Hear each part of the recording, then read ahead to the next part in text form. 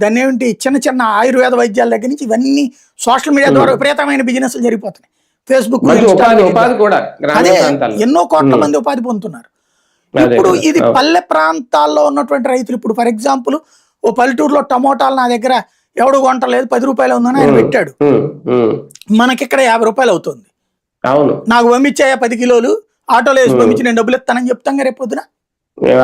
పల్లె ప్రాంతాలని మిగతా సమాజానికి అనుసరణ ఇప్పటికీ చేస్తున్నారు కొంతమంది, అట్లాగా ఇంకా భారీగా పెరుగుతుంది.